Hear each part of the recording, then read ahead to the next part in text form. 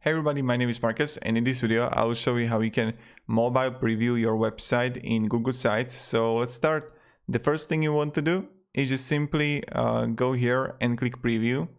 And when you're gonna add a preview, you're gonna see right here next to the computer, you're gonna see tablet or phone, you know, tablet or like normal PC, and you can actually see like here like everything looks. And yeah, that's pretty much it.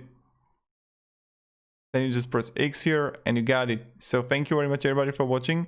If you have any questions, guys, ask me down below in the comments. I'll be really happy to help you and provide you some guidance and stuff like that. You know how it goes, you know how it works. And yep. Goodbye.